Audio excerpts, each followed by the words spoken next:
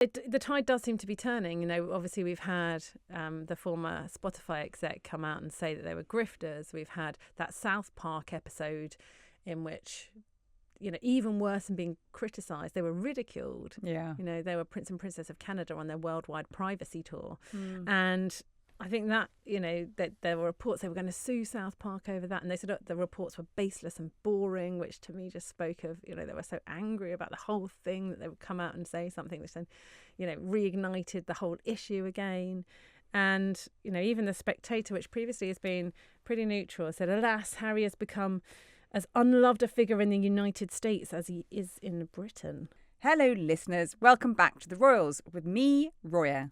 And me, Kate. How are you, Kate? Randy cows in Jersey, royal goats in Guernsey. That's the message you put in our WhatsApp yesterday. Is there no such thing as privacy anymore? There never was. Do tell. It was the King and Queen's visit to the Channel Islands, the first. You've been on a right royal trip, haven't you? I've been on a right royal trip. And we're all out of practice. The photographers were saying how shattered they were from 2 days of engagements. Was it good They're to be just back? not used to it. Good to be back. It was good to be back. The King and Queen were very happy to be back. We had a very rainy day in Jersey on Monday when the heavens opened to this outdoor kind of sitting of the states. And they were presented with, as is traditional, actually, to present the monarch with dead ducks, which is what the late Queen was presented with. But there was a change in protocol this time. There was a change in protocol because instead the King received duck eggs. Because dead ducks, not great images. And he also got a better gift than that, which were 7 cows. Wow. 7 Jersey heifers, milking cows. Very cute they were too. There's 7 of them. Okay. They're going to... I know what you're about to say. There were 7 of them. They're very cute. They went to see these lovely cows who are going to be moved to Highgrove because the King said his herd is already full at Windsor. So there's no room at this inn. No. You're off to Highgrove. Yeah, he gave that farm up a while ago, but they are going to go to Home Farm and they're going to replenish the kind of organic farming there. And the King and Queen were very good sports and went to meet the cows and have a little stroke and things like that. Can we talk about what happened when they went to go and see the cows? Because it was my favourite clip of your Twitter feed during your 2 days in the Channel Islands. That was the best one, was it? I think it was. Wow. It was quite entertaining. One of the cows decided to mount one of the other cows. And a courtier kindly described to us all that they were lady cows. The Queen thought this was most amusing, as the Sun headline ran. I heard her say on your Twitter thing, she said, well timed, as she was laughing. Well timed. I just thought... She loves it when stuff goes wrong, like does. the late Queen, because everything's just, you know, the smell of fresh paint and everything like that. Although something did The smell of newly shampooed goats in the Channel Islands. Well, indeed, yes. In Guernsey, there was a little goat because they'd bestowed the royal title. So there are the golden Guernsey goats, which were found by a local woman in the 1920s. She just rediscovered the breed, and there's so few of them now in the country. In the world, there's about 1,300 of them left in the world. There are more cows on Guernsey than there are golden Guernsey goats in the whole world. They've now been given royal status, which is the first time a livestock breed has been given royal status. And to mark this occasion, they met an 8-year-old goat called Somerville Tamsin, and she was loving it. Did I read She somewhere? was giving the Bambi eyes to the camera crew. Did I read that for her hot date with royalty, she had been top to toe washed with Head and Shoulders shampoo? Head and Shoulders conditioning shampoo. Other shampoos are available. The owner said that she had been. She went for a wash and set. She'd had a kind of blow dry, and she looked gorgeous, but she knew it. My goodness, she was milking it, I have to say. Boom, boom. But we're talking about things that go wrong. There was something that did go wrong in Jersey, which was a serious, on a more serious note. What was that, Kate? So they're in this expo, and it's all looking very boring, and we're thinking, how are we going to get a story out of them looking at potatoes, which is essentially what they were doing. And there was a lot of ice cream, wasn't there? The Queen was just about to tuck into an ice cream. I mean, this is classic kind of royal engagement stuff. bread and butter. Meet the locals sort of stuff. And one of the PPOs came over to a courtier who was standing next to me and said, "There's a threat, we've got to go now." And of course, this is in light of just a couple of days before Donald Trump having been shot at. Trump had this, yeah, exactly. He had this assassination attempt, as we know. So whether that was playing on people's minds, whether security was even more heightened than it would ordinarily be, which would already be quite high with 2 VVIPs in the area, it was quite a moment, I think, because never have I ever been on a royal engagement where that has happened before. There may well have been threats that have been, I don't know, neutralised or found out or investigated that we haven't found out about. But they cut the engagement short. So Camilla's PPO went over to her, oinked the ice cream out. She doesn't know what's happening. So, "Look, ma'am, we've got to go. Yeah. Your Majesty, we've got to go." And the threat was coming, as I understand it from what they were saying, was from over our shoulders to the left. And it seems to be that they identified something that wasn't quite right. They didn't like the look of it. And in order to investigate it, they just decided to get the King and Queen. So the King was elsewhere in the expo looking at another stall. They got them both out of there and they moved quite quickly, calmly and in a kind of orderly fashion. But it was a moment when you think, my goodness, what they have to go through, what members of the royal family have to be aware of, and that they are targets. But then it turned out to be nothing. In true royal mantra style, they kept calm and carried on and came back out quite soon after, didn't they? And sort of carried on with their day, unruffled.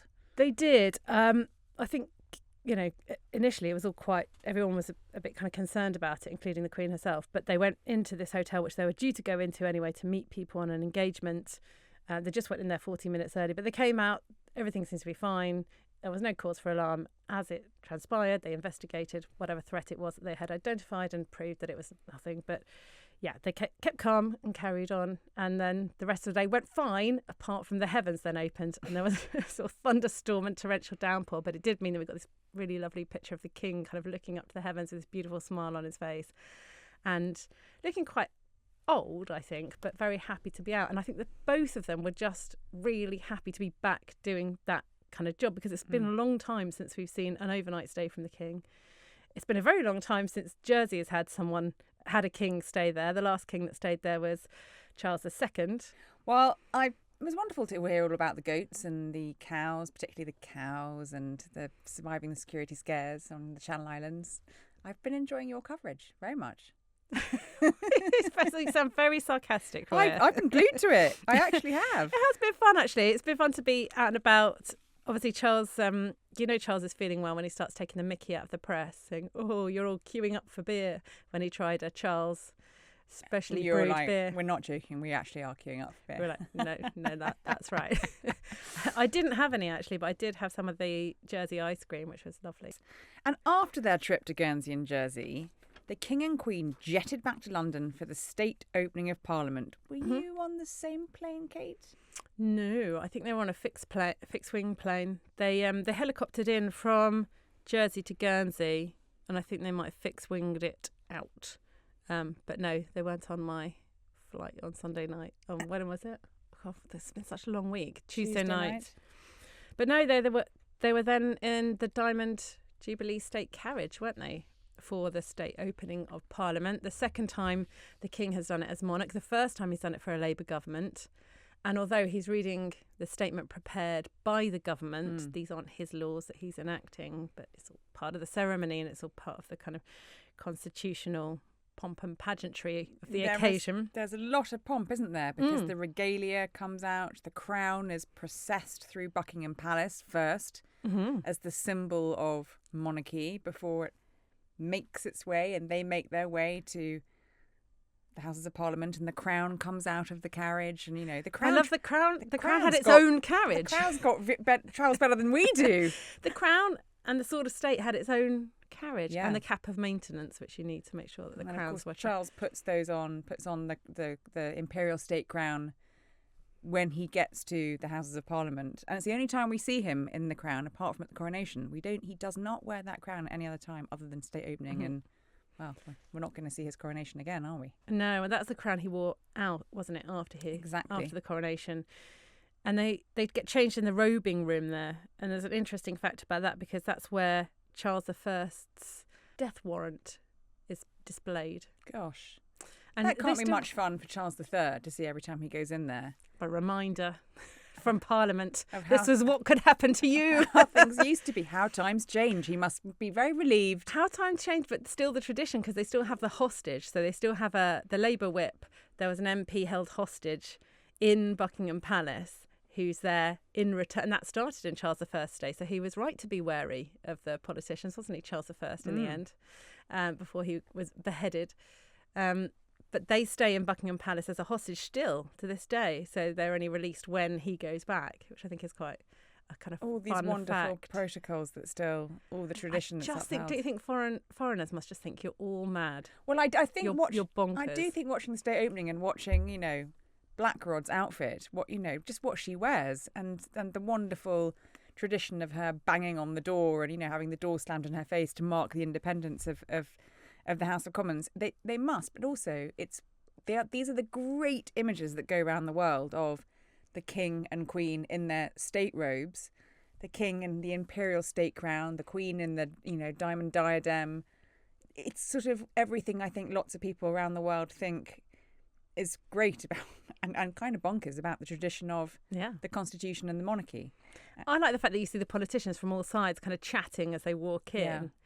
And how that's flipped, literally. This, to be a fly on the wall to see what they're... now Rishi Sunak chatting away to, not as Prime Minister, chatting away to Keir Starmer. He's now leader of the opposition. Yeah. And as is tradition, the King, although he's reading out the statement from the government, there is a little personal element almost at the end, because as is tradition, the monarch looks forward at the end of that speech to any foreign tours that they've got coming up. Yes, and he did mention one, didn't he? He did. So he said, I look forward to our visit to Samoa alongside the Commonwealth Heads of Government meeting in October, and our visit to Australia. And of course, this was announced on Sunday night. That this trip that we've sort of been hearing about for a long time is actually planned. It's going to be in October, but they're going to cut it back. There won't be a further trip to New Zealand, which would have been the natural kind of progression from any trip down to Australasia. The monarch would normally see Australia and New Zealand.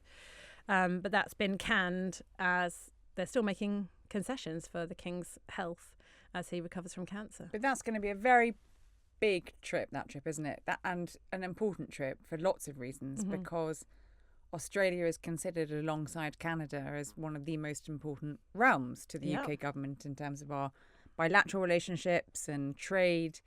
But Australia for decades now has and ahed and toyed with the idea of becoming a republic. And of course the last referendum there, they was lost, and they decided to stay as a realm, which means that they have our monarch as their head of state.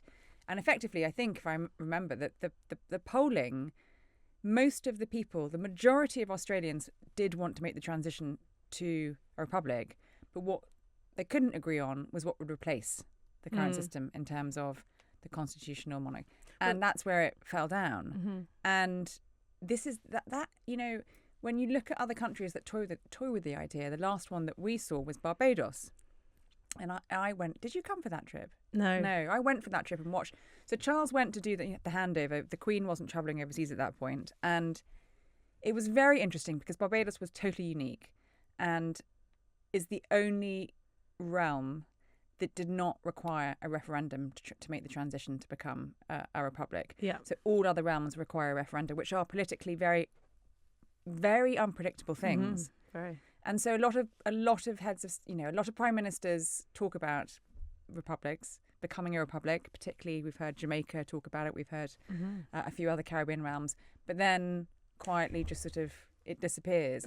And Australia, I think, is interesting. In Australia, they've got a minister for the republic. So Matt Thistlethwaite, that's his job to make it happen. They've already said they're not going to have a referendum in this parliament. So if they win, they get in next time, they would have it next time. So they've kicked pushing it into the long grass. They've kicked it into the long grass. They said it's not a priority. Well, kind of cost of living and all these other issues are going on.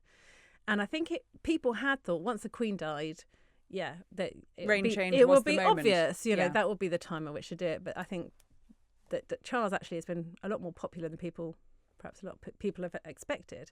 If he now goes to Australia after having cancer treatment, and he goes all the way out there and does this big kind of hug of the realms and, makes a big stand for the Commonwealth, I think the Republicans are going to have perhaps an even tougher time, or it's going to be a tougher sell for that referendum. And like you say, what's the solution? Is it kind of a President Blair, or what would replace them? So do you think that means that for a lot of Commonwealth realms may continue just because they can't quite get their heads around the alternative, or how to constitutionally do the alternative? Well, I think in some instances, probably like Jamaica, that it's very helpful politically to talk about it, to say we're going to do this.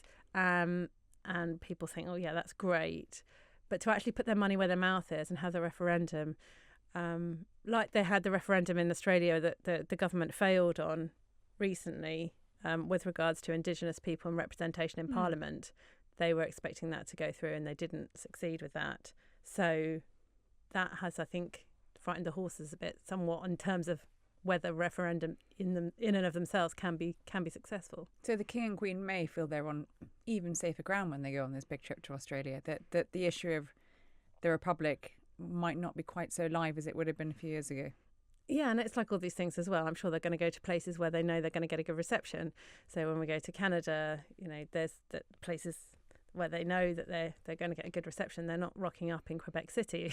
And but the other thing that the palace said in the announcement, the confirmation of this trip, is it is going to be limited. Even the programme in Australia is going to be limited. Very limited, so I think. New South Wales. And are we going to Canberra? Canberra, yeah. It's not going to be as big as it perhaps would have hoped it would have been had the King obviously not been still going through cancer treatment. And I think that is an acknowledgement that although his health is clearly in a place where his doctors feel more confident about him doing those trips, they have got to make allowances for the fact that he is still a man in his 70s undergoing cancer treatment, and he'll need downtime. Because normally, you and I know, when we go on tour with Charles and Camilla, Charles just powers on through. He'll do 7 or 8 engagements a day.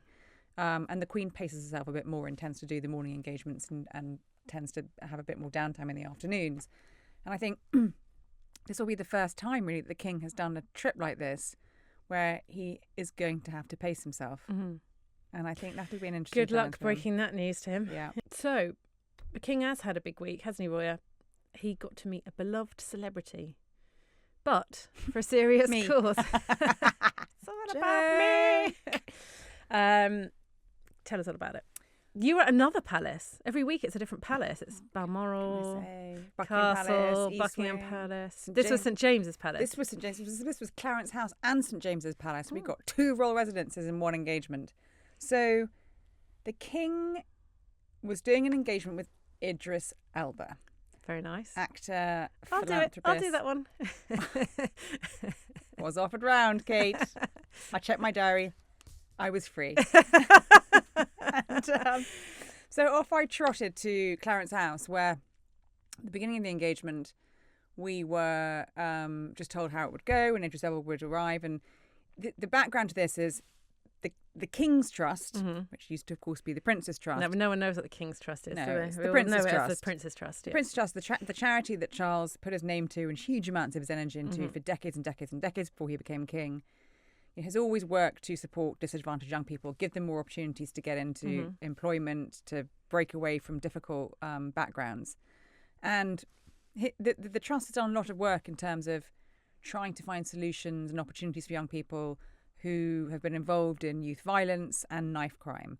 And it takes a lot of advice. It talks to young people a lot who've been involved in youth groups and who are advocates, some people who've been the victims of youth violence. And some people have been the recipients of it as well. Yes. Like Idris Elba. Exactly. And Idris Elba being a very famous former alumnus of the Prince's Trust, he was given a grant when he was 14 or 15, £1,500 grant, which enabled him to go to drama school. And the rest, as they say, is history. He's done all right with that, hasn't he? He's done all right. I'd say that's a pretty good investment. I'd say that's a sound investment from the Prince's Trust. So the King talked about how proud he is of Idris Elba, and he said the system works. You can see in Idris Elba the system works. But what Idris Elba has done a lot of in the last few years through his own foundation, the Elba Hope Foundation, which he set up with his wife Sabrina, is also look at, not just in the UK, but also in America, across the African diaspora, how to help disadvantaged young people, and how to specifically look at ways to curb knife crime and youth violence that has been a real problem in this country. So Idris came to Clarence House. He had an audience with the king in the morning room where the two of them just chatted away. And then we were told, we didn't know before we got there, that the Prime Minister was just going to tip up. Fresh from Washington, fresh from his NATO summit. Fresh from the NATO summit. The Home Secretary, Yvette Cooper, and Culture Secretary, Lisa Nandy, were already there. They were having a roundtable discussion with some young people about the issues. And then we moved through to St James's Palace, and Keir Starmer pitched up whilst the King and Idris were talking to all the young people. And he said, "Good morning, Your Majesty. I've just landed 2 hours ago." Literally came pretty much straight from where he'd landed to see the King. And what was really interesting, I found, about the way the choreography had all worked was it enabled the King to be standing there with the Prime Minister, the Home Secretary, the Culture Secretary, Idris Elba, a group of really interesting, experienced, passionate young people who know what they're talking about, because some of them have lived through, violent crime and knife crime, and there were young people there who'd been stabbed who now, are ambassadors for the Prince's Trust, the King's Trust. And he was able to say, we're trying to learn from your experiences to see, what solutions we can put forwards. But he was also able to say, to Keir Starmer, and we really hope that the government can help and do something to help. Well, that's quite political, isn't it? Well, it's interesting. Should Charles be making those interventions? Well, I think he was politically to say, "I'm watching you. I'm going to," Well, he did. I mean, and then later on, when he joined the roundtable discussion with Keir Starmer said his piece, Yvette Cooper said her piece, the King said a few words, Idris said a few words, and the King did say, "I'll be watching for progress reports." But that's not his job, is it? Is it political for him to say that? Well, watching for progress reports, I mean, he is abreast of all the things that the government's doing. But the idea that he'll see that in his red boxes, won't he? What they might be doing on knife should crime. Yeah, exactly. But should he be driving it?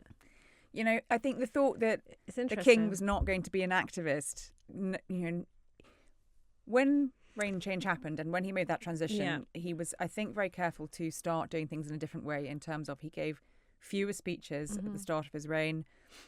He's making his points in a less activist kind of way, but I think his passions and his interests are clearly undimmed. And I suppose it's quite uncontroversial to say, let's end knife crime. I mean, it's hardly like a political intervention to say, he's not getting, as far as we know, not getting involved in any culture wars or down anything in the like reeds that. In terms of policy. No. Now, Kate, is America falling out of love with Prince Harry? That was the focus of an article you wrote last week. Is it? And why now? Well, as some people said after I wrote that article, we're not sure we were ever in love with him in the first place. Oh, no. Oh, dear. So it is going very badly for him. There have been quite a few polls recently to say that popularity of the Sussexes is dwindling. And this all came to a head because Harry was given an award, the Pat Tillman Award, at the ESPN, the network which delivers these sporting awards. And Pat Tillman was this incredible American football hero, classic all-American hero, very good-looking, chiseled jaw, decided to trade in his riches, his $3 million contract, to go and serve in the army because he was so inspired by 9/11. He wanted to help his country. So patriotic. He went to Afghanistan, served, sadly died, and now this award is given to usually unsung heroes in his honour. Although Marcus Rashford was a recipient once, wasn't he? He was, yeah he was. So he is quite high profile, for of his course. School meals. And he's done a lot Yeah. for school meals. However, this was given to Duke of Sussex. Pat Tillman's mother, Mary, was shocked. She said that he was going to be who she described as a controversial recipient. She said he was a controversial individual, Prince Harry, and clearly didn't think that he was the right sort of person who'd be receiving the award in her late son's name. And when it came to it, there was a lot of discussion. Will he show up at these awards in Los Angeles? Will he actually get on the stage with all this controversy that had been brewing for sort of 5-6 days beforehand? And he did. He turned up with Meghan and accepted it on behalf of all the people from his Invictus Games tournament. So this was in honour of the fact that he had set up the Invictus Games, the Paralympic-style competition for wounded veterans. But there was a lot of briefing around from his camp when all of that broke and the controversy started to build, not just in America, but it sort of picked up some traction around the world, that he was really quite taken aback and quite shocked by the response. And I think that goes right to the heart of Harry, who set so much store by his military service, his relationships in the military communities, his work with the Invictus Games, what he has done for veterans. To feel that kind of backlash with some members of the military community, they were sort of quite senior former. I think the former head of the Royal Navy here came out. Lord West came out and he said that he shouldn't have it. So I think that stings Harry. And yeah, because this is the one thing. This is his brand, isn't it? This is the one thing that we've said before. He's beyond reproach because it's a brilliant thing, the Invictus Games. But so to actually get on that stage. But the tide does seem to be turning. Obviously we've had the former Spotify exec come out and say that they were grifters. We've had that South Park episode in which, even worse than being criticised, they were ridiculed. Yeah. They were Prince and Princess of Canada on their worldwide privacy tour. And I think that, that there were reports they were going to sue South Park over that. And they said the reports were baseless and boring, which to me just spoke of, they were so angry about the whole thing that they would come out and say something which then, reignited the whole issue again. And, even The Spectator, which previously has been pretty neutral, said, alas, Harry has become as unloved a figure in the United States as he is in Britain. So should he have turned the award down, do you think? How? I thought I'm not sure whether going around America collecting all these awards is a good look for Harry. That's a good question as well. He gets a lot of awards. How are they found? He did pick up the Legends of Aviation Award, which led to, again, a similar amount of controversy and ridicule from some quarters. Of course, he was an Apache helicopter pilot and served 2 tours of Afghanistan, but there was something about him going and collecting his award alongside John Travolta and Jeff Bezos that just felt a little bit off-piste. And I think, fine, that perhaps he feels stripped of his honorary titles and patronage here, that picking up a few honorary awards in America will, plug that gap. That's a good point. Fill that hole. But that is a good point. Yeah, do you think that's why? And is he because I wonder, is he doing it? Is he going out networking and is it something they're seeking? Is it something they want? I think for those... Because it seems an awful lot of awards to suddenly land in your lap. Yeah, I think for those organisations, they just, look at Harry and Meghan and think, well, they're sort of celebrities, and so... Publicity. And didn't it just bring... Which of us had talked about the ESPYs before that? True. None of us, really. So, but, does Harry really want that amount of controversy in his public sort of work around the military? I suspect not. I think he was graceful in the way that he did. I thought he turned it on its head.